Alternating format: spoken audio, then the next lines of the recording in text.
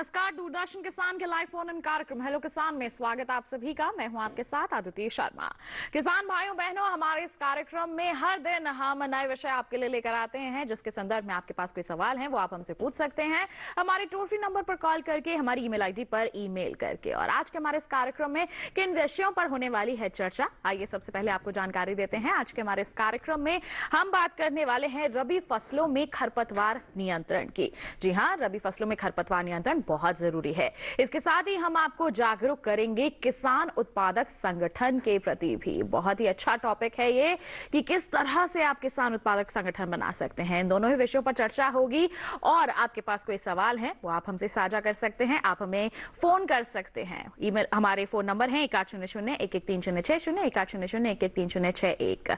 ये हमारे toll free यानी कि निःशुल्क नंबर है। इस पर आप अगले 1 घंटे के दौरान कॉल करके अपने सवाल हमसे साझा कर सकते हैं। साथ ही ईमेल भी कर सकते हैं आप हमें। हमारी ईमेल आईडी आपको बता दें, ईमेल आईडी है hellokisan2015@gmail.com। इसके माध्यम से भी आप अपने सवाल हम तक पहुंचा सकते हैं। और साथ ही आपको बता दें, जो भी आपके सवाल हैं उनके जवाब आप तक पहुंचाने के लिए हमारे साथ हमारे विशेषज्ञ हैं। आइए परिचय करवा दें। डॉक्टर राजवीर शर्मा हमारे साथ उपस्थित हैं। बता दें, प्रधान वैज्ञानिक हैं, सस्य विज्ञान संभाग, IRI पूसा, नई दिल्ली में। डॉक्टर शर्मा, बहुत बहुत स्वागत आपका। साथ ही हमारे साथ लाइव जुड़े हुए हैं डॉक्टर कुंदन कुमार। आपको जानकारी दे दें कि ये वैज्ञानिक हैं कृषि प्रसार, नागालैंड विश्वविद्यालय, नागालैंड में। डॉक्टर कुमार, आपका भी बहुत बहुत स्वागत है हमारे लाइव फोन इन कार्यक्रम हेलो किसान में। प्रणाम, नमस्कार जी बिल्कुल। तो किसान भाइयों बहनों, आज के विषयों के बारे में हमने आपको जानकारी दे दी है, कैसे आप अपने सवाल हम तक पहुंचा सकते हैं, इसके बारे में भी आपको जागरूक कर दिया है। अब बस आपको अपना फोन उठाना है। आप हमें फोन कर सकते हैं या फिर ईमेल भी कर सकते हैं। और जब भी आप फोन करें तो नेटवर्क एरिया में आकर फोन करिएगा और टीवी की आवाज थोड़ी कम कर दीजिएगा, ताकि आपका जो सवाल है हम स्पष्ट तौर पर सुन सके। तो आपके कॉल्स के इंतजार के साथ आइए हमारे कार्यक्रम की चर्चा की यहाँ पर शुरुआत कर लेते हैं। रबी फसलों में खरपतवार नियंत्रण महत्वपूर्ण विषय है, क्योंकि खरपतवार बहुत ही ज्यादा प्रभाव डालती है बढ़वार पर, साथ ही साथ गुणवत्ता पर। तो खरपतवार नियंत्रण कितना जरूरी हो जाता है डॉक्टर शर्मा, इस पर आप क्या कहेंगे, क्योंकि अक्सर नजरअंदाज कर दिया जाता है। बिल्कुल सही कहा आपने। रबी मौसम में जो फसलें होती हैं उनमें खरपतवार आते हैं। और खरपतवार तो जैसे आपको बताया है कि जब हम फसल को खाद देते हैं, पानी देते हैं, एक अच्छी वैरायटी का चुनाव करते हैं और किसान भाई इतनी मेहनत करके अपना बीज बोता है फसल का, और फसल को जो खाद मिलना चाहिए अगर वो कोई दूसरा उसके छीन ले जाए, उसको लूट ले जाए, तो आपको हानि होगी जी। तो ये खरपतवार एक तरह से फसल के लुटेरे हैं। तो इनके लिए नियंत्रण करना बहुत आवश्यक है। और रबी मौसम की जो फसलें हैं, जैसे गेहूं मुख्य है, चना है, मटर है और सब्जियां हैं, तो इनके अंदर जो है जब हम पानी देते हैं तो विशेषकर खरपतवारों का जो प्रकोप है वो ज्यादा बढ़ जाता है। और मौसम में भी जो है थोड़ा सा ठंडक रहती है, मॉइस्चर रहता है जी। तो खरपतवार काफी उगते हैं। और खरपतवार से लगभग गेहूं की अकेली फसल में 25 से 35% तक का नुकसान हो जाता है, अगर किसान भाई खरपतवार नियंत्रण समय से और सही विधि से ना करें तो। बिल्कुल, तो काफी नुकसान यहाँ पर उठाना पड़ सकता है अगर सही समय पर नियंत्रण ना किया जाए। तो कौन कौन से खरपतवार हैं जो रबी की अलग अलग फसलों को प्रभावित करते हैं, इसके बारे में तो हम आज के कार्यक्रम में जानेंगे ही। साथ ही किस तरह से इनका नियंत्रण किया जा सकता है, इस पर भी जानकारी अर्जित करेंगे। लेकिन उससे पहले हमारी एक रिपोर्ट है, उस पर नजर डाल लेते हैं।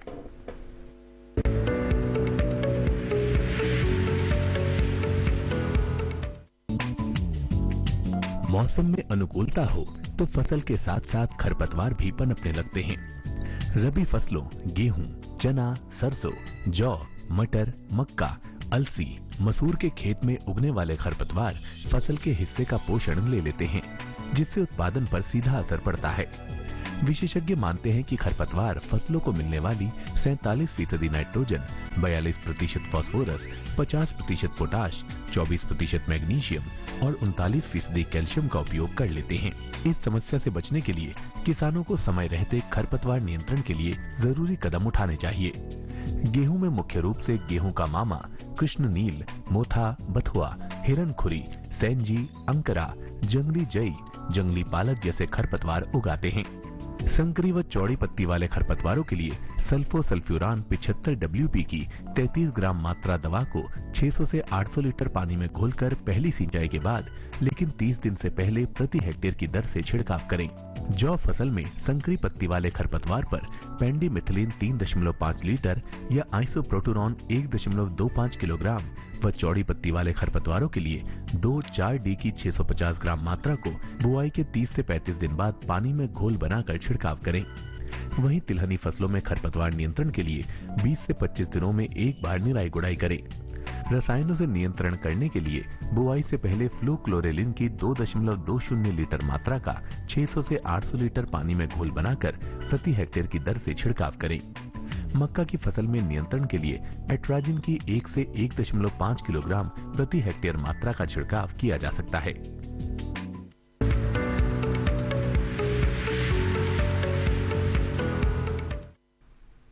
तो देखिए, अभी आपने एक विशेष रिपोर्ट, आइए इसी के साथ बढ़ते हैं आगे। और हमारा जो दूसरा विषय है किसान उत्पादक संगठन यानी कि एफपीओ, इसके संदर्भ में डॉक्टर कुमार से जानकारी हासिल कर लेते हैं। जो सबसे हम कह सकते हैं कि आसान सा सवाल है या बेसिक सा सवाल है कि एफपीओ होता क्या है, यही सवाल हमारा ही है। और साथ ही साथ बता दें, एक ईमेल भी अभी हमारे पास आ गई है और हमारे जो दर्शक हैं उनका भी यही सवाल है कि एफपीओ क्या होता है, हमें एफपीओ के बारे में विस्तार से बताइए। तो डॉक्टर कुमार, शुरुआत इसी से करते हैं कि एफपीओ होता क्या है। बहुत सारे दर्शक हमारे जानना चाहते हैं। सबसे पहले किसान भाइयों को और आप सभी को नमस्कार और प्रणाम।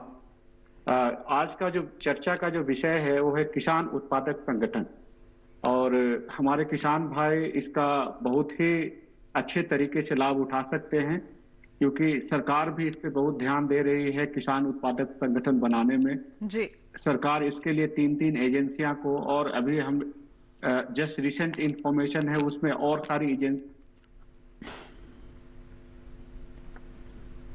जी डॉक्टर कुमार बताएं। जी आपकी आवाज सुन पा रहे हैं हम सभी। इसमें अभी 3 एजेंसियां शुरुआत में आइडेंटिफाई की गई थी जो किसान उत्पादक संगठन को प्रमोट करेगी जी। लेकिन अभी रिसेंट इंफॉर्मेशन के हिसाब से अभी इसमें 9 एजेंसियां जो है सो सम्मिलित है और आइडेंटिफाई की गई है, क्योंकि किसान उत्पादक संगठन को बनाएगी, प्रमोट करेगी। जो प्रमुख 3 एजेंसियां हैं उसमें है SFAC, small farmer agri business consortium, NCDC and NABARD. तो ये करती क्या है कि ये किसान उत्पादक संगठन को ये मदद है, मॉनेटरी यानी पैसों की भी मदद करती है, मॉनेटरी बेनिफिट भी देती है। और जहां तक यहाँ पर संगठन बनाने के लिए मदद भी मिलती है, आप यहाँ पर कह रहे हैं। तो देखिए, किसानों का समूह बनता है। जो किसान अकेले काम करते हैं उससे बेहतर है कि समूह बना लिया जाए, यहाँ पर संगठन बना लिया जाए। बड़े पैमाने पर अगर मिलकर सभी काम करेंगे तो जितनी भी मुश्किलें आती हैं उन्हें आसानी से उनका सामना किया जा सकेगा और अपनी कृषि क्षेत्र में हम कह सकते हैं बहुत ही सहूलियत मिल जाएगी हमारे सभी किसानों को। किस तरह से आप गठन कर सकते हैं, कितने मेंबर होने चाहिए और इससे क्या क्या लाभ मिलते हैं, इसके बारे में हमारे विशेषज्ञ से जानेंगे। लेकिन उससे पहले एक रिपोर्ट है हमारी, उस पर नजर डाल लेते हैं।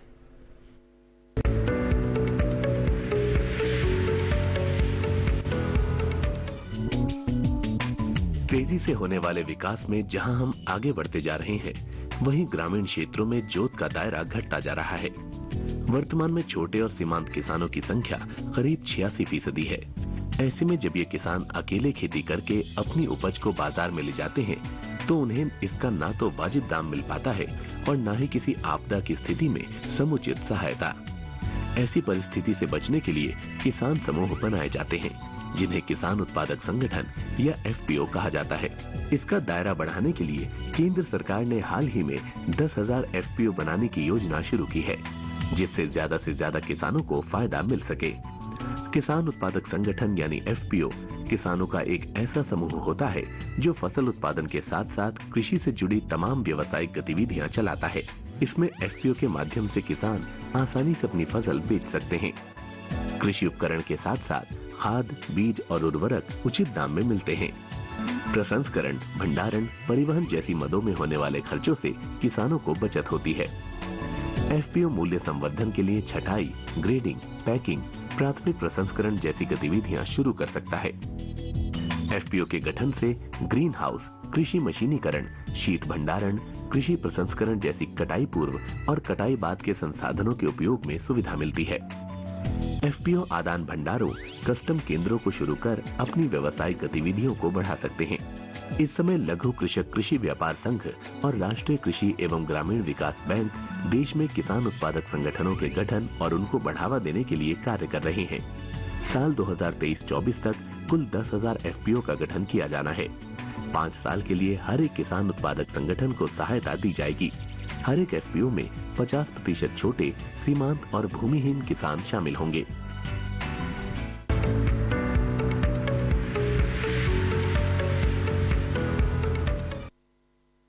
तो देखिए, अभी एक रिपोर्ट जिसके जरिए हमने एफपीओ के बारे में बहुत कुछ जाना है, लेकिन अभी भी बहुत कुछ जानना बाकी है। हमारे विशेषज्ञ का रुख करेंगे, लेकिन उससे पहले बता दें आज के हमारे कार्यक्रम के पहले कॉलर हमारे साथ जुड़ गए हैं, उनका सवाल जान लेते हैं।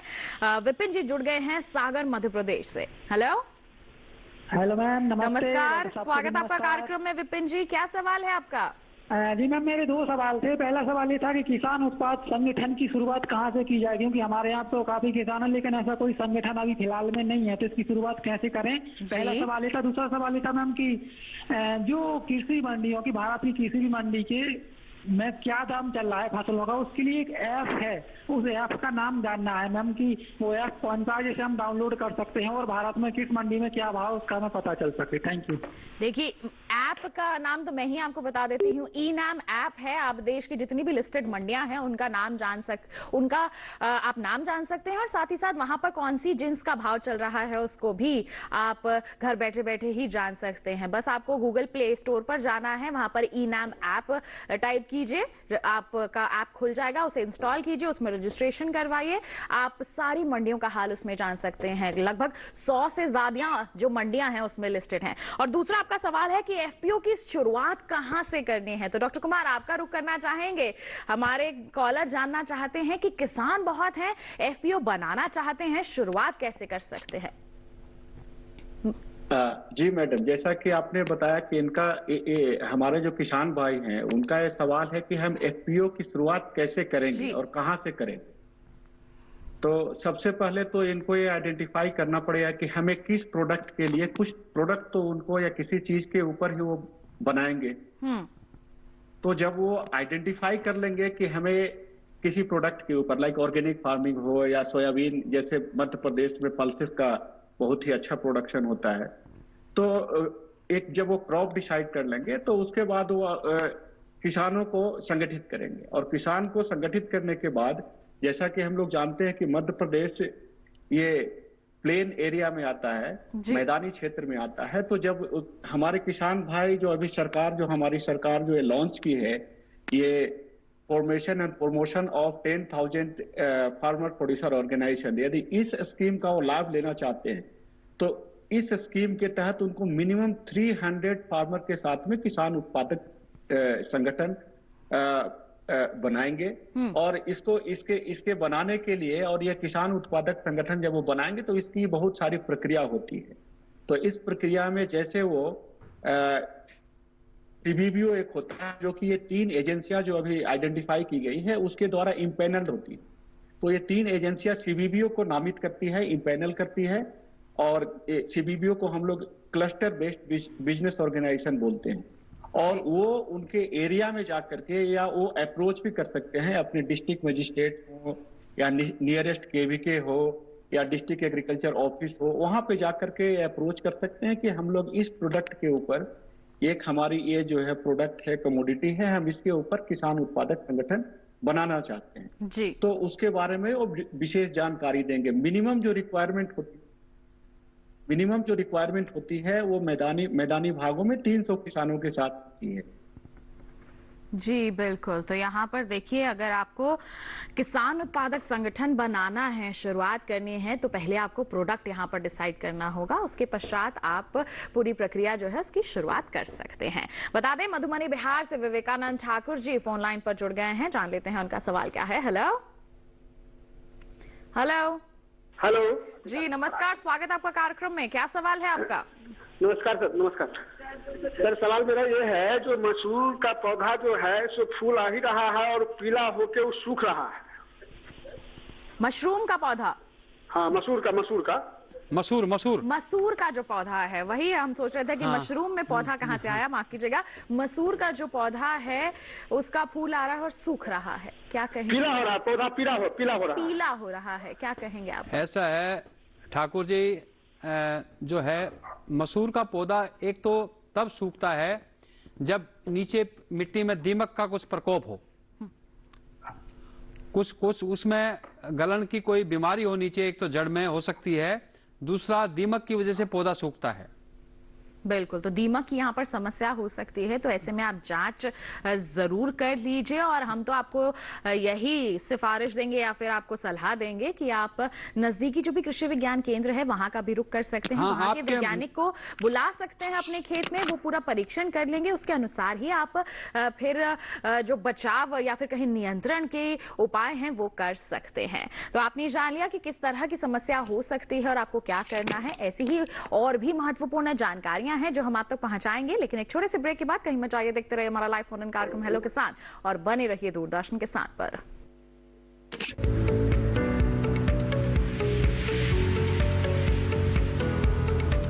अरे भाई सुना नहीं क्या, केसीसी ने किसानों का जिंदगी बदल दिया है। देश के छोटे किसान 1,60,000 रुपये तक का कर्ज बिना किसी गारंटी को ले पाएंगे। ब्याज खोरों से भी पीछा छुटा। मैं तो जैविक खेती का पूरा सामान मंगा लिया, केसीसी का भी कोई दबाव नहीं है। ब्याज चुकाने के लिए पूरा 1 साल मिलता है। समय पर भुगतान करने पर केवल 4% के सालाना ब्याज पे लोन मिल गया मुझे। अपना आधार कार्ड, लेटेस्ट फोटो और जमीन के कागजात लेके अप्लाई करो बस। और नामांकन भरने के लिए जेब भी ढीली नहीं करनी पड़ी।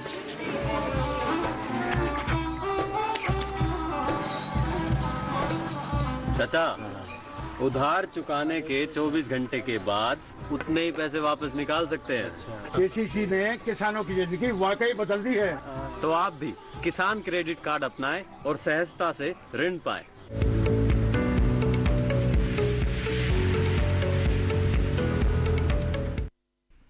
ब्रेक के बाद दूरदर्शन किसान के लाइव फोन इन कार्यक्रम हेलो किसान में स्वागत आप सभी का। मैं हूं आपके साथ आदित्य शर्मा।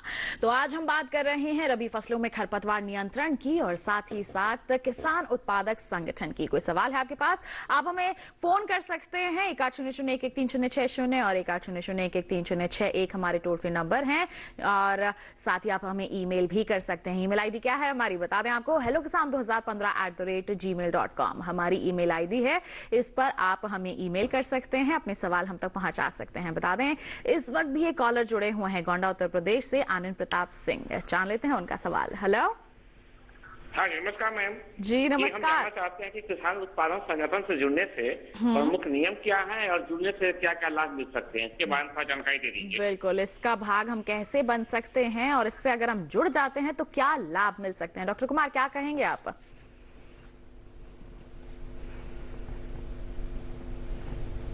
अगर कोई किसान उत्पादक संगठन से जुड़ना चाहता है तो क्या उसके लिए कोई नियम है, अगर हैं तो वो क्या है, और अगर हमारे किसान जुड़ जाते हैं तो क्या लाभ मिलेंगे उन्हें? जी मैडम, जैसा कि हमारे किसान भाई ये जानना चाहते हैं कि यदि किसान उत्पादक संगठन से जुड़ते हैं तो उनको क्या लाभ मिलेगा। जी, तो जैसे ही हम यहाँ पे बात कर रहे हैं किसान उत्पादक संगठन की, मतलब एक ऑर्गेनाइजेशन की, तो यहाँ पे हम लोगों को इंडिविजुअल बेनिफिट के बारे में नहीं सोचना है, एक संगठन के रूप में हमें सोचना है कि हमारी संगठन को क्या फायदा पहुंचेगी, हमारी संगठन को क्या लाभ।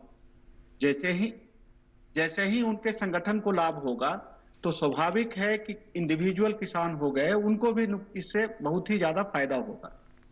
तो सबसे पहले इसमें जुड़ने की प्रक्रिया क्या है, ये किसान उत्पादक संगठन पहले भी नाबार्ड के द्वारा बनाया जाता था, लेकिन अभी जो सरकार प्रमोट कर रही है उसमें बहुत सारा फायदा दे रही है। जैसे कि उनको पर फार्मर 2000 रुपीज इक्विटी ग्रांट भी दे रही है, और एक उत्पादक संगठन को 15 लाख रुपए तक का इक्विटी ग्रांट, जैसे कि हम ये बता रहे हैं 2000 रुपए पर फार्मर वो सरकार के तरफ से मिलेगी, और उसमें किसान को भी उसमें अपनी सहभागिता निभानी पड़ेगी।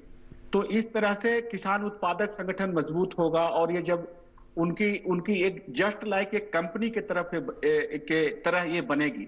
तो जैसे कंपनी अपना लाभ दिखाती है कि हमें इस साल इतना का एनुअल टर्नओवर हुआ, तो हमें इतना हमें प्रॉफिट हुआ, तो इस ढंग से, और जब ऑर्गेनाइजेशन को जब फायदा पहुंचेगी तो इंडिविजुअल किसान को भी इससे फायदा पहुंचेगा। बिल्कुल। तो इसके लिए कोई पात्रता चाहिए होती है क्या डॉक्टर कुमार, अगर हमें एफपीओ से जुड़ना है, किसी संगठन से जुड़ना है तो? नहीं, इसमें कोई ऐसा कोई फिक्स नॉर्म नहीं है, किसान होना ही उनकी पात्रता को साबित करती है। बिल्कुल। जैसे आप यहाँ पर जुड़ सकते हैं, ऐसे कोई नियम नहीं है ऐसे जुड़ने के लिए। और देखिए फायदे क्या हैं वो तो हमारे विशेषज्ञ ने आपको बता ही दिए हैं। आइए बढ़ते हैं आगे। मध्य प्रदेश से राहुल जी फोन लाइन पर जुड़ गए हैं, उनका सवाल जान लेते हैं। हेलो, नमस्ते मैम। जी नमस्कार, स्वागत आपका कार्यक्रम में। क्या सवाल है आपका? मैम मेरा सवाल चिकपी क्रॉप को लेकर के था मैम। जी, क्या जानना चाहते हैं चने के बारे में? मैम उसकी जो मेजर डिजीज है विल्ट, वो जब क्रॉप में हमारी आ जाती है तो उसके बाद आने के बाद हम जो विभिन्न फंजीसाइड का यूज करते हैं उसमें जी, तो उसका रिजल्ट हमको मिल नहीं पाता मैम। तो ऐसा कौन सी जो है हम उसमें प्रैक्टिसेस करें ताकि हम विल्ट से जो है अपनी क्रॉप को बचाव कर सके, और आ चुकी है तो उसका मैनेजमेंट हम कैसे करें?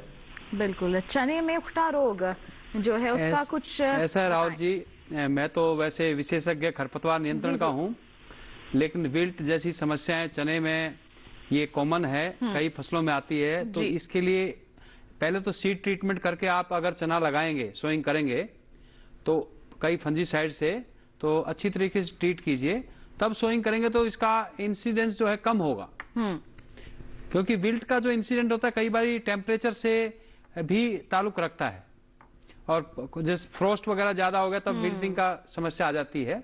तो seed treatment is a best way इसका नियंत्रण करने के लिए। पहले ही बीज उपचार अगर हम कर लेंगे तो आगे जाके ये समस्या नहीं होगी। और अगर ये आ गई है तो हम यही सलाह देते हैं कि जितनी फसल में आई है उसे उखाड़ दिया जाए, अलग कर दिया जाए। हाँ, उखाड़ कर सकते हैं, क्योंकि विल्ट हो गई तो जब जड़ ही गल गई है तो उसके लिए उखाड़ दें, और कोशिश करें कि भाई किसी फंजीसाइड का जो है स्प्रे भी कर सकते हैं। बिल्कुल। तो देखिए क्या करना है, हमारे विशेषज्ञ ने बता दिया है। और एक हमारे पास ईमेल भी आ गई है डॉक्टर शर्मा, ये ईमेल आपके लिए है। विशाल शर्मा जी की ईमेल है ये। लिखते हैं कि प्राकृतिक खेती में खरपतवारों का निवारण कैसे करें, क्योंकि इसमें लेबर बहुत ज्यादा लगती है। क्या देखिए, प्राकृतिक खेती में लेबर लगती है क्योंकि खाद भी डालना है, गोबर का खाद डालना है, वर्मी कंपोस्ट डालना है। उसके लिए खरपतवार नियंत्रण करने के लिए मैं इनको ये बताऊंगा कि जब आप किसी फसल की भी बिजाई करें, सोइंग करें, तो उससे पहले जो है आप खेत के अंदर एक बारी पानी दिया, पानी देने के 10 दिन वेट कर लीजिए। उसके बाद जो खरपतवारों का बीज होता है वो जमा होता है, वो पानी देने के बाद तुरंत उगता है, और उसको आप ट्रैक्टर से खत्म कर देते हैं, जुताई कर देते हैं। फिर ये प्रक्रिया 1 या 2 बारी कीजिए, जिससे आपको क्या होगा कि खरपतवारों के बीज का जो मात्रा है, जैसे मान लो आपकी 5 सेंटीमीटर गहराई में 100 बीज हैं खरपतवारों के, तो आपने उगाया, उसमें से 50 जमे मर गए। फिर दूसरी बारी 10 दिन के बाद फिर इरिगेट दिया, फिर 25 जमे, तो वो आपने जुताई से मार दिए, तो कितने बचे? 25 बचे। तो वो 25 का प्रकोप जो है ज्यादा हानिकारक फसल के लिए नहीं हुआ, क्योंकि हम इसमें केमिकल का प्रयोग कर नहीं सकते हैं। और निराई गुड़ाई आप कर सकते हैं। अगर फसल बो दी है, आपने नहीं किया ये प्रक्रिया, तो निराई गुड़ाई तो एक प्राकृतिक जो है हमारा ट्रेडिशनल मेथड है कि खुरपी से निकालना है या कसोले से निकालना, वो आपको दूसरा माध्यम है। बिल्कुल। और साथ ही डॉक्टर शर्मा, मैं देख पा रही हूँ आप बहुत सारे यहाँ पर खरपतवार भी लेकर आए हैं, ताकि आप हमारे दर्शकों को समझा सकें कि कौन सा खरपतवार कौन सा होता है, किस तरह से पहचान कर सकते हैं। हम चाहेंगे आप हमारे दर्शकों को इसके बारे में जानकारी दें। बिल्कुल सही बात है। खरपतवार जो है रबी मौसम की फसलों में कई प्रकार के आते हैं, और इनका एक और भी है कि अगर प्रकार आपको पता नहीं है तो आप दवाई का चुनाव नहीं कर सकते, क्योंकि मार्केट में, बाजार में विभिन्न प्रकार की दवाइयां मिलती हैं, और किसान बेचारा सीधा होता है, वो कभी कभी कंफ्यूज हो जाता है। तो इसलिए उनको ये ज्ञान होना चाहिए कि चौड़ी पत्ती वाले खरपतवार कौन से होते हैं, घास जाति के खरपतवार कौन से होते हैं, नरकट खरपतवार कौन से होते हैं। तो मैं बताऊंगा, जैसे ये गेहूं का पौधा है, ये देखिए गेहूं का पौधा है, इसकी बारी जो है यहां गेहूं है। अब ऐसा ही, इसको थोड़ा क्लोज दिखाएंगे तो बढ़िया रहेगा। किसान, ये गेहूं का पौधा है। अब ऐसा ही पौधा आपको दिखाऊंगा, ये है गुल्ली डंडा। देखिए जब तक इसकी बाली नहीं आएगी, ये देखिए बाली, बाली ये गुल्ली डंडा की बाली है, जिसको मैंने गेहूं का मामा भी कहते हैं। थोड़ा क्लोज दिखा दीजिए प्लीज इसको। ये अगर ये बाली नहीं आएगी तो किसान भाई या कोई दूसरा आदमी सोचेगा या ये तो दोनों पौधे गेहूं के ही हैं, गेहूं के ही लगते हैं जी। तो किसान भाइयों को इसको पहचानने के लिए कि ये गुल्ली डंडा है, इसकी एक बहुत बहुत बारीक पहचान है किसान भाइयों को, वो है कि इसकी जड़ों में लाल रंग दिखाई देगा गुल्ली डंडा की में, और गेहूं में नहीं दिखाई देगा। तो ये इसकी मुख्य पहचान है। तो किसान भाई देख सकते हैं ये गुल्ली डंडा है। इसी तरीके से जई है, ये पूरी फैलती है नीचे, गुल्ली डंडा इतना नहीं फैलता है। तो ये तीन, ये जो है दो घास जाति के हैं, और तीसरा घास जाति का है दूब। ये दूब जो हम लोगों जो है काट करके जानवरों को भी खिलाते हैं, दूब, जिसको साइनोडोन डैक्टिलोन बोलते हैं। ये तीनों घास जाति के खरपतवार हैं। अब चौड़ी पत्ती वाले खरपतवारों में जो रबी मौसम में मुख्य तौर पर पाए जाते हैं, ये बथुआ है और ये खरबथुआ है। खरबथुआ की पत्तियां चौड़ी होती हैं, काफी बड़ा हो जाता है जी। बथुआ खा सकते हैं, रायता बना सकते हैं, सब्जी में यूं प्रयोग कर सकते हैं, लेकिन खरबथुआ काफी कड़वा होता है, इसकी सब्जी किसान कोई भी आदमी नहीं बना सकता। ये है जंगली पालक। जंगली पालक भी रबी मौसम में दो प्रकार के होते हैं जी, जो खरपतवार है। एक खरपतवार जंगली पालक में लाल लाइन होती है पत्ती के बीच में, देखिए बिल्कुल पहचान सकते हैं किसान भाई। और दूसरा ये जो है जिसमें लाल लाइन नहीं होती, ये भी जंगली पालक है, पालक जैसा दिखता है, लेकिन इसका प्रयोग जो है इसको जानवर भी खाने में हिचकिचाते हैं। अब ये है सेंजी, कहते हैं ना हम घरों में मेथी खाते हैं, मेथी जैसी होती है, इसको मेलिलोटस इंडिका बोलते हैं, पीला फूल आता है जी। ये भी चौड़ी पत्ती वाला है। और ये है हिरणखुरी। हिरणखुरी की बेल जो है बहुत लंबी जाती है। और ये पीठ पापड़ा है, और ये कृष्ण नील है। देखिए क्लोज करेंगे तो इसका जो है पूरा नीला फूल दिखाई देगा पूरा इस सामने, तो इसको बोलते हैं कृष्ण नील। और ये लास्ट में जो है सतकठिया है। ये मुख्य 7-8 प्रकार के चौड़ी पत्ती वाले खरपतवार हैं, और 3 या 4 घास जाति के हैं, और एक थर्ड जो प्रकार है वो है नरकट खरपतवार, नरकट जी जी, जिनको मोथा बोलते हैं। वो मोथा रबी में कम आता है, लेकिन आता है। बिल्कुल। तो देखिए ये तमाम तरह की खरपतवार हैं जो आपकी रबी की फसलों की बढ़वार को कम कर सकते हैं, प्रभावित कर सकते हैं। अब हमारे विशेषज्ञ ने आपको दिखा भी दिया है कि किस तरह से आपको पहचान करनी है और अपनी फसल में खरपतवार नियंत्रण करना है। बिल्कुल इसके बारे में और जानेंगे, लेकिन एक कॉलर हमारे साथ यहाँ पर जुड़ गए हैं, हरी सिंह जी कपूरथला पंजाब से। जानते हैं उनका सवाल। हेलो, नमस्कार डॉक्टर साहब जी। नमस्कार जी, स्वागत आपका कार्यक्रम में। पूछिए अपना सवाल। डॉक्टर साहब जी, खरपतवारों की बात करें तो एक जंगली पालक नाम का नदीन है और एक बटन बूटी नाम का है जी। तो इसके बारे में बताइए, और कौन सी दवाई स्प्रे करें हम? बिल्कुल, कौन से, इनके बारे में क्या कहेंगे? देखिए ये दोनों चौड़ी पत्ती, अभी तो मैंने जंगली पालक के बारे में आप तो चर्चा की, दिखाया भी था, मेरे पास भी है। और बटन वाला जो है पल्वी फ्लोरा, मालवा पल्वी फ्लोरा है। तो ये दोनों चौड़ी पत्ती वाले होते हैं। चौड़ी पत्ती वाले के लिए गेहूं की फसल अगर आपके पास है तो आप उसमें एक दवाई आती है मेटसल्फोन मिथाइल, वो कई नामों से बाजार में मिलती है और बहुत कम मात्रा में उसका प्रयोग होता है। पहले हम 2,4-D यूज करते थे, लेकिन 2,4-D से कुछ वैरायटियों में शिकायत आने लगी।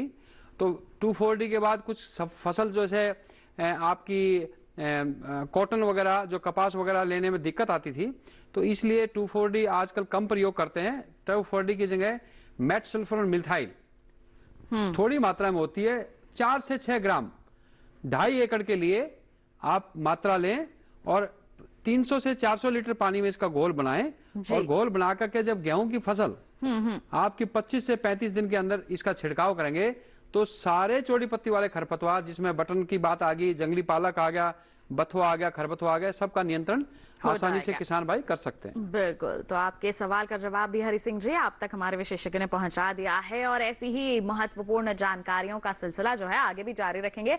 लेकिन रुक रहे हैं एक छोटे से ब्रेक के लिए, कहीं मत जाइए, देखते रहे हमारा लाइव फोन कार्यक्रम हेलो किसानों। बने रहिए दूरदर्शन किसान पर।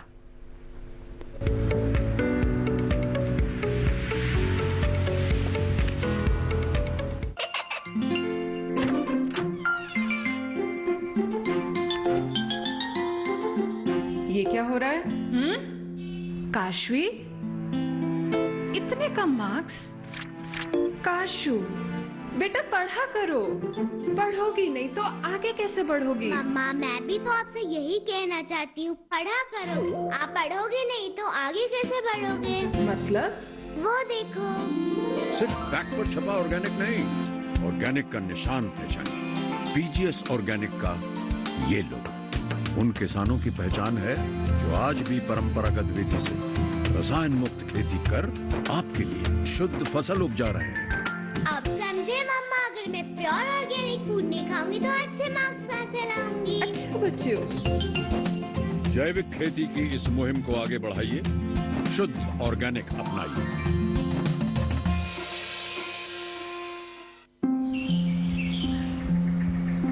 अरे अरे अरे क्या कर रहा है? इधर इधर इधर, हम बोल रहे हैं तेरे बीजू का। पुतला बोल रहा है? हाँ, पक्षियों से तो हम खेत को बचा लेते हैं, पर इन घातक रसायनों से कैसे बचाएं? मतलब? देख बेटा, तू जो ये अंधाधुंध रसायन मिलाता है ना, मिट्टी की सेहत बिगड़ने लगी है, और जब माटी ही कमजोर पड़ जाएगी तो उपज कैसे सेहतमंद होगी? हाँ? अरे पहले ऐसा नहीं था, पूछना अपने बड़े बुजुर्गों से, कैसे फसल लहलहाती थी, शुद्धता झलकती थी। हाँ, माटी भी तंदुरुस्त और लोग भी। अब पहली वाली बात कहाँ? पर अब तो सभी डाले हैं। सब नहीं, आज भी लाखों जागरूक किसान परंपरागत विधि से फसल उगा रहे हैं, खर्चा कम और उपज की कीमत भी बेहतर पा रहे हैं। ठीक है भाई, मैं भी आज से जैविक खेती शुरू करूंगा। माटी से प्रेम की परंपरा है परंपरागत खेती।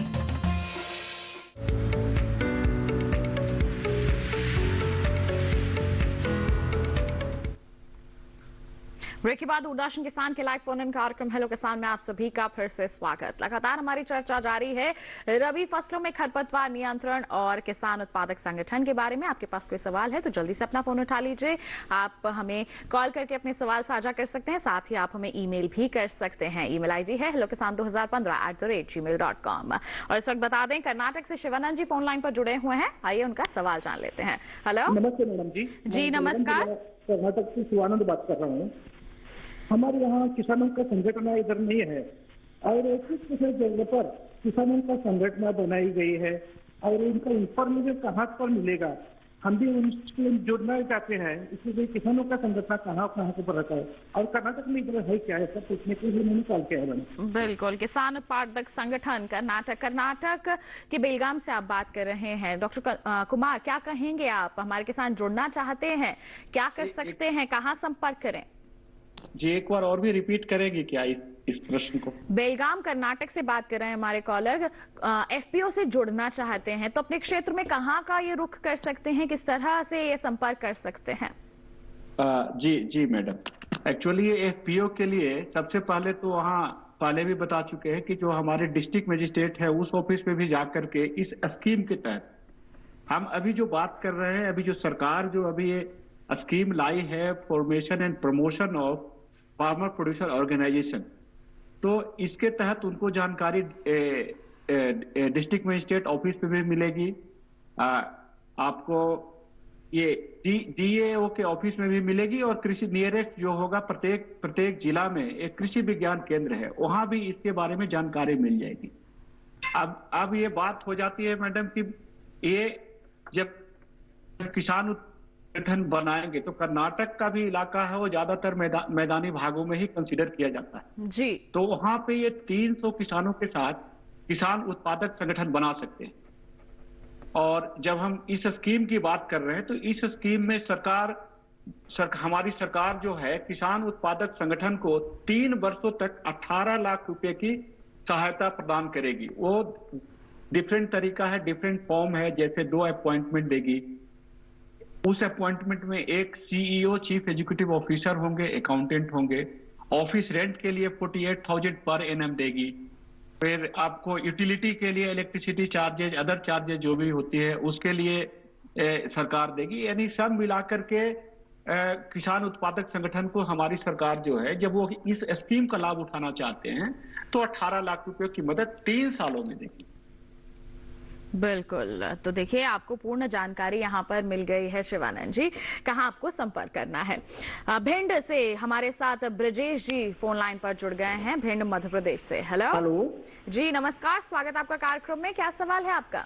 जी मैंने टमाटर लगा रखा है 1 एकड़, उसमें क्या है जंगली पालक और सर ने अभी बताए थे वो चटरी और उसमें वो हो रखा है खरपतवार, तो टमाटर में कौन सी दवाई डालें इससे जंगली पालक खत्म हो जाए? बिल्कुल डॉक्टर शर्मा। देखिए ब्रजेश जी, ऐसा है कुछ सब्जियां ऐसी हैं जैसे टमाटर हो गया, गोभी हो गया, भिंडी वगैरह हो गए, इन सब्जियों के अंदर जो है ना, आप जब रुपाई करते हैं, जैसे आपने पौध रुपाई की जब इसकी टमाटर की लगाई, तो रुपाई के टाइम में आपको खरपतवार नाशी का प्रयोग करना था। अब फसल मेरे ख्याल से लगता है, मैं जो अंदाजा लगाता हूं, कम से कम 1-1.5-2 महीने की हो गई होगी आपकी।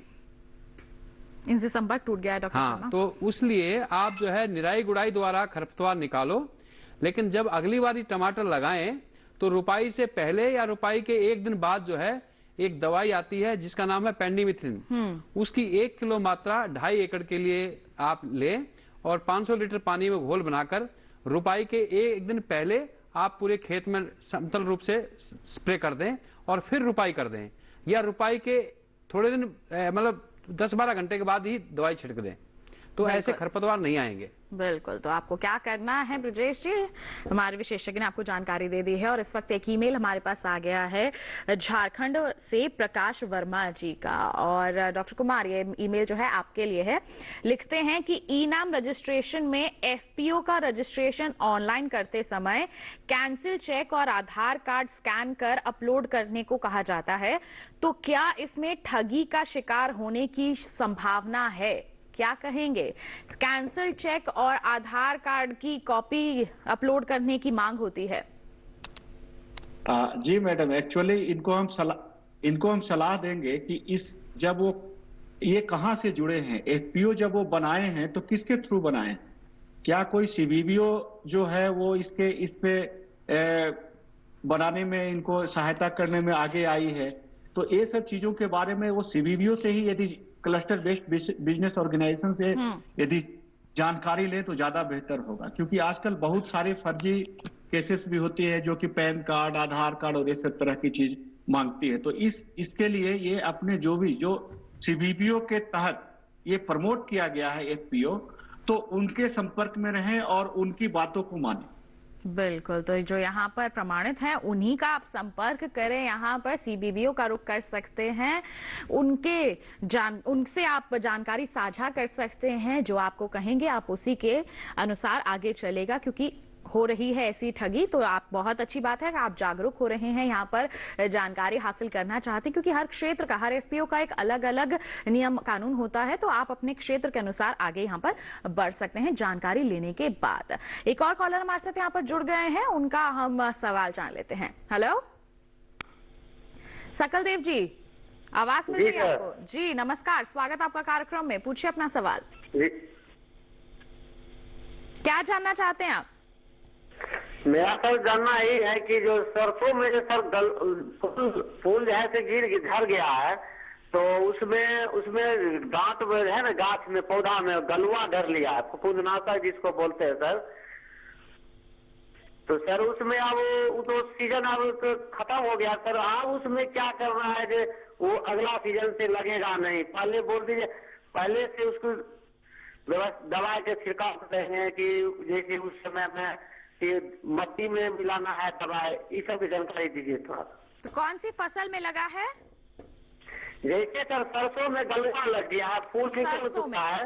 सरसों में आगे चल के समस्या ना आए तो पहले ही बिजाई के समय ही क्या यहाँ पर प्रबंधन कर लें? देखिए, समस्या अगर खरपतवार से संबंधित है तो आप सरसों में जब सरसों की बुआई कर दें तो उसके बाद एक दवाई, जैसे मैंने बताया पेंडिमिथिलिन, वो जो है आप 1 किलो लें और 2.5 एकड़ में उसका छिड़काव कर दें 500 लीटर पानी में घोल बनाकर, तो वो उससे तो आपके खरपतवारों का नियंत्रण सरसों में हो जाएगा। बिल्कुल। तो देखिए यहाँ पर अगर आपको खरपतवार से संबंधित जो भी समस्या आ रही है, पहले आप बचाव कर सकते हैं। पेंडामिथिलिन जो दवाई है उसका इस्तेमाल यहाँ पर कर सकते हैं। तो जैसे अभी डॉक्टर शर्मा, कॉलर का सवाल आया था कि उनकी टमाटर की फसल, भिंडी की फसल में समस्या आ रही है। इस समय बहुत सारे किसान जो है सब्जी की फसल का चुनाव करते हैं, तो उनके लिए आपकी क्या सलाह रहेगी कि खरपतवार ना परेशान करे तो क्या कर लें वो? देखिए पहले तो जैसे कभी कभी क्या होता है, जैसे टमाटर है, गोभी है, प्याज है, इनकी नर्सरी से पौध निकाल करके हम मुख्य खेत में लगाते हैं जी।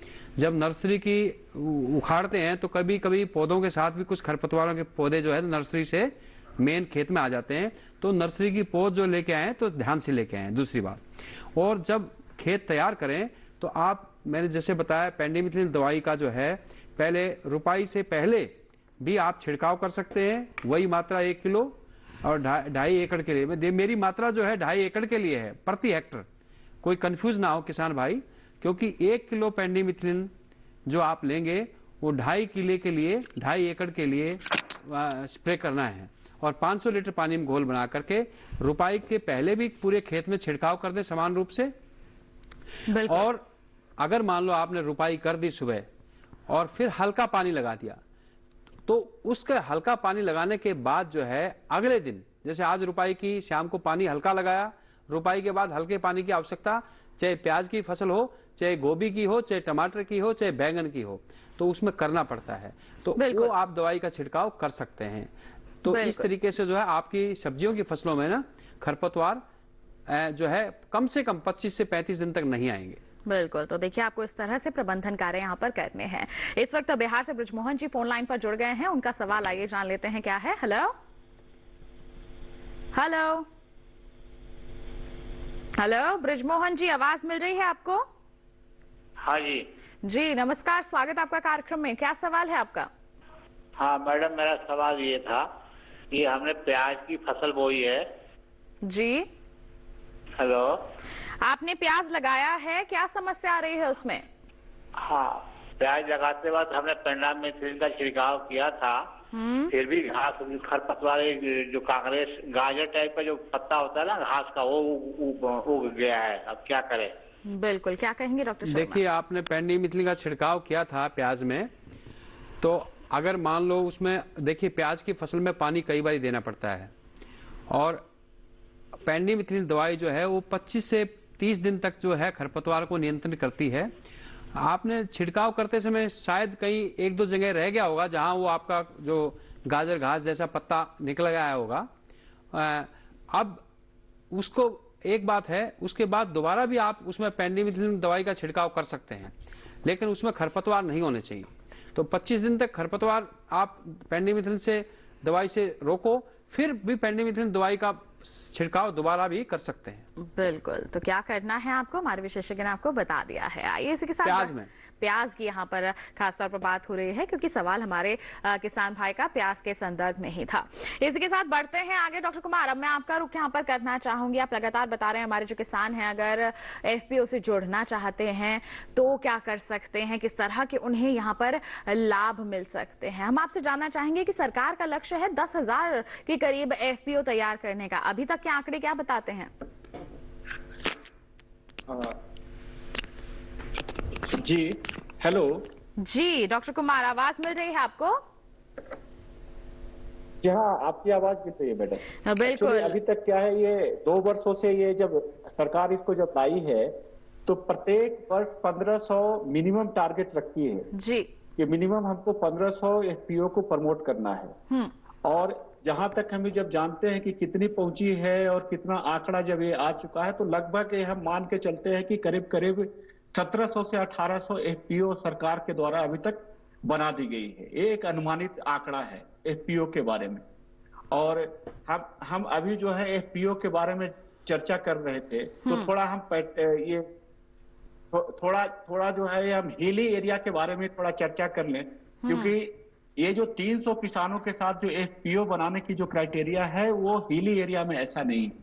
हिली एरिया में 100 किसानों के साथ एफपीओ का गठन किया जा सकता है, किसान उत्पादक संगठन का गठन किया जा सकता है जी। तो यहाँ पे हिली एरिया में किसान भाई जो है तो एक प्रोडक्ट सेलेक्ट करेंगे। और जैसा कि पहले भी ये डिस्कशन में हम बता चुके हैं कि जब तक वो एक प्रोडक्ट डिसाइड करेंगे नहीं, तब तक वो कैसे संगठन को बनाएंगे। एक संगठन को बनाने के लिए कुछ ना कुछ तो मोटिव होना चाहिए जी। यदि ये जनरल संगठन भी बनाते हैं जो किसानों की नहीं भी हो, वहां भी हमारा एक विजन होता है, एक मिशन होता है। तो जब हम बात कर रहे हैं किसान संगठन, उत्पादक संगठन बनाने की, तो हमारे भी यहाँ पे एक विजन और मिशन होना चाहिए कि हम किसान इसके थ्रू जो है सो हम किसानों की आय दुगना करेंगे। और जब हम जानते हैं कि जब संगठित रहता है या कोई भी आदमी कोई भी ऑर्गेनाइजेशन रहता है तो उनकी बार्गेनिंग पावर जो होती है वो बढ़ जाती है। इंडिविजुअल किसान की बार्गेनिंग पावर नहीं होती है, वो अपने प्रोड्यूस को बहुत ही कम कीमत पे बेचने के लिए मजबूर हो जाते हैं। जी। और जैसे ही वो संगठन बना लेते हैं तो वो अपने प्रोडक्ट का, अपने प्रोड्यूस का उचित मूल्य पा सकते हैं। बिल्कुल। तो देखिए अच्छे बदलाव यहाँ पर हो सकते हैं अगर हमारे किसान एक संगठन के तौर पर यहाँ पर काम करते हैं। कई तरह के लाभ हैं जिनका बखान हमारे विशेषज्ञ लगातार कर रहे हैं। हम उम्मीद करते हैं हमारे किसान इससे जागरूक जरूर होंगे और एफपीओ का भाग जरूर बनेंगे। और इसी के साथ बता दें कॉलर हमारे साथ यहाँ पर जुड़ गए हैं, उनका सवाल हम जान लेते हैं। सुदर्शन जी फोन लाइन पर हैं। Hello hello. हाँ मैम जी नमस्कार, स्वागत आपका कार्यक्रम में। क्या सवाल है आपका? मैम ये सरसों में माहो ना लगे इसके लिए जानकारी चाह रहे थे। अपना सवाल दोहरा दीजिए, क्या समस्या है? सरसों में माहो ना लगे मैम। सरसों में माहू ना लगे इसके लिए क्या कर सकते हैं? देखिए हम खरपतवार पर यहाँ पर लगातार चर्चा कर रहे हैं, लेकिन डॉक्टर शर्मा आपको जानकारी देना चाहेंगे इन्हें? एक्चुअली मैं जो समझता हूँ ये बता रहे हैं चेपा वगैरह का सरसों का। जी। जो सरसों में चेपा की बात कर रहे हैं ना यादव जी? जी डॉक्टर साहब। हाँ, तो इसके लिए तो ये है कि भाई इंसेक्टिसाइड का स्प्रे करो। कभी कभी मौसम ऐसा होता है जब बादल ऊपर हो जाता है तो सरसों में चेपा और ये कुछ बीमारियां जो हैं आ जाती हैं। तो उसके लिए आप जो है अगर खाली पानी का भी स्प्रे करेंगे पावर से तो वो चेपा धुल जाता है। लेकिन यही है कि ये फूल में नुकसान ना हो। चेपा जब आता है तो उसको थोड़ा सा पानी का स्प्रे भी कर सकते हैं और इंसेक्टिसाइड का भी स्प्रे कर सकते हैं। तो उससे चेपा की जो प्रकोप है, जो नुकसान है वो कम यहाँ पर कम किया जा सकता है। बिल्कुल। देखिए ऐसे ही लगातार हम आपको जागरूक करते रहेंगे, लेकिन अभी रुक रहे हैं एक और छोटे से ब्रेक के लिए। कहीं मत जाइए, देखते रहे हमारा लाइव फोन इन कार्यक्रम हेलो किसान। बने रहिए दूरदर्शन किसान पर।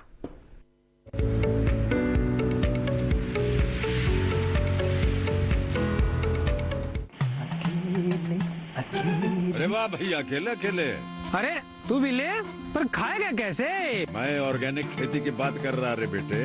अकेले अकेले खेती कब तक करेगा? मतलब गांव में 20-25 किसानों का समूह बना के पंजीकरण करवा ले, फिर सरकारी ट्रेनिंग भी मिलेगी और मुफ्त जैविक बीज खाद भी। फिर पीजीएस ऑर्गेनिक की सरकारी मोहर के साथ तेरी उपज आकर्षक पैक में पहुंचेगी बड़े बाजार तक। अच्छा? हाँ। अरे भाई कहाँ चल दिया? सबको साथ लाने, आमदनी बढ़ाने। तो किसान भाई समझ गए ना? साथ मिलकर ऑर्गेनिक खेती कीजिए, अपनी परंपरा को आगे बढ़ाइए, ज्यादा मुनाफा कमाइए। माटी से प्रेम की परंपरा है परंपरागत खेती।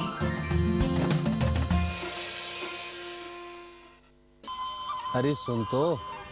मुझे क्या सुनाना चाहते हो? जो सुनाओ मेरी सौतन को। किसको? अरे वही तुम्हारा मोबाइल फोन जिससे सुबह शाम दिन रात चिपके रहते थे और कहते थे किसान कॉल सेंटर से बातें हो रही हैं। अच्छा ये बात है। हाँ क्यों, क्या हुआ? अब बात नहीं होती क्या? अब तो झट से बात हो जाती है। ऐसा क्या? हाँ, अब तो ज्यादा लाइनें और खास तकनीक के कारण खेती के माहिरों से तुरंत बात हो जाती है।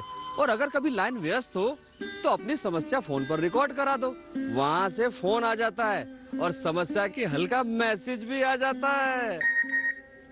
ये देखो आ गया। अरे वाह, इसका मतलब इंतजार की घड़ी अब खत्म। हाँ। तभी मैं सोचूं कि आजकल मुझ पर इतना प्यार क्यों आ रहा है। कृषि संबंधी समस्याओं का अपनी भाषा में तुरंत हल पाने के लिए पूरे भारत में किसी भी फोन से हेल्पलाइन नंबर पर संपर्क करें। किसानों का दोस्त किसान कॉल सेंटर।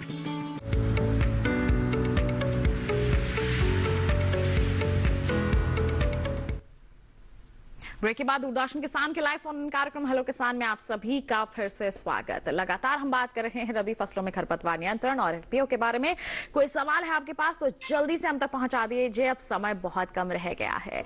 आइए इसके साथ हम डॉक्टर कुमार का यहाँ पर रुख कर लेते हैं। डॉक्टर कुमार, अब मैं एफपीओ के बारे में आपसे जानकारी लेना चाहूंगी। लगातार आप बता रहे हैं कि अभी तक हमारे जो किसान है किस तरह से एफपीओ से जुड़कर लाभ ले सकते हैं। हम आपसे जानना चाहेंगे कि किसानों के मन में कई सवाल होते हैं, उनके समाधान जानने के लिए वो कहां जा सकते हैं और साथ ही साथ किसानों को एफपीओ के प्रति जागरूक करने के लिए क्या कुछ कदम उठाए जा रहे हैं?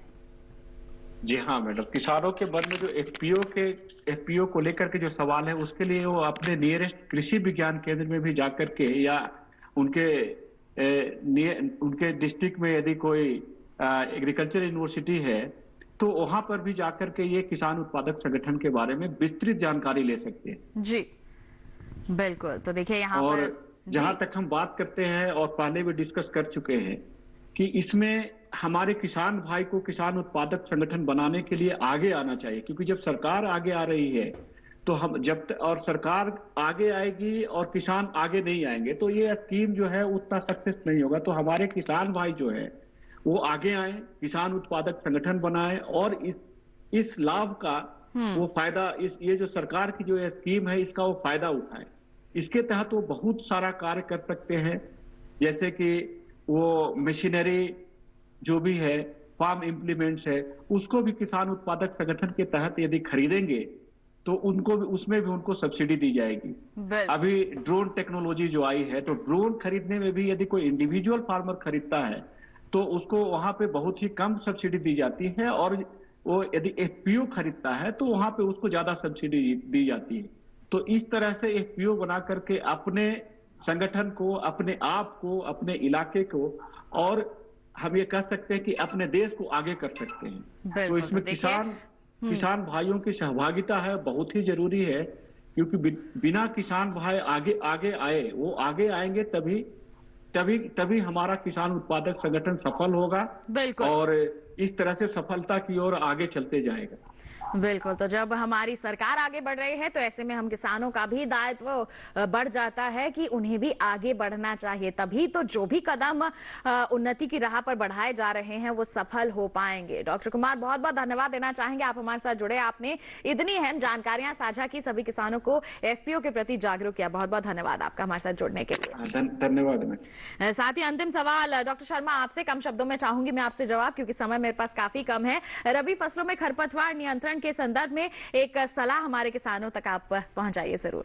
ऐसा है, समय से आप बिजाई करें, अच्छी प्रजाति का बीज लें, समय से चुनाव करें खरपतवारनाशी का और उसको सही ढंग से फसल में टाइम से डालें, जिससे आपकी फसलें खरपतवार मुक्त रहेंगी और आपको भरपूर फसलों का उत्पादन मिलेगा और आपको लाभ होगा, और आपको लाभ होगा तो देश को लाभ होगा। बिल्कुल, आपको लाभ होगा तभी तो देश को भी लाभ होगा। देखिए, बहुत ही अच्छी जानकारियां हमारे विशेषज्ञ ने आप तक पहुंचाई हैं, इसके लिए धन्यवाद देना चाहेंगे डॉक्टर शर्मा। आपका भी हमारे दर्शकों को आपने जागरूक किया है, धन्यवाद।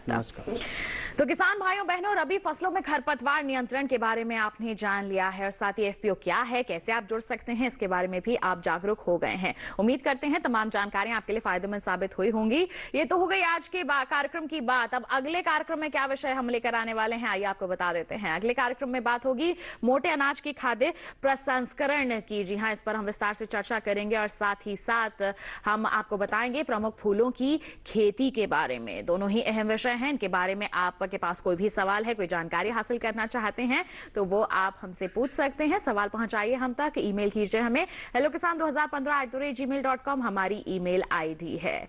साथ ही आपको बता दें कि हमारे सोशल मीडिया हैंडल्स के माध्यम से भी आप हमसे जुड़ सकते हैं। फेसबुक है, इंस्टाग्राम है, ट्विटर है, इनके माध्यम से आप अपने सवाल हम पहुंचा सकते हैं हम तक। और साथ ही आपको बता दें कि डीडी किसान कॉल सेंटर नंबर है 1800-11306, जिस पर सोमवार से शनिवार सुबह 6 बजे से रात के 10 बजे तक कॉल करके अपने सवाल आप रिकॉर्ड करवा सकते हैं, जिन्हें हम कार्यक्रम में शामिल जरूर करेंगे। और टोल फ्री नंबर तो रहेंगे ही, जिससे आप लाइव अपने सवाल हमसे पूछ सकते हैं। एक विशेष जानकारी और है आपके लिए कि टीवी स्क्रीन पर दिखाए जा रहे इस क्यूआर कोड को आप स्कैन कर लीजिए, सीधा पहुंच जाएंगे हमारे यूट्यूब चैनल पर और दोबारा हमारा ये कार्यक्रम आप देख सकते हैं, पुनः तमाम जानकारियां हासिल कर सकते हैं। तो किसान भाइयों बहनों, इसी के साथ आज के लिए बस इतना ही। अगले अंक में फिर होंगे हाजिर, तब तक के लिए दीजिए इजाजत, लेकिन आप बने रहिए दूरदर्शन किसान पर। नमस्कार।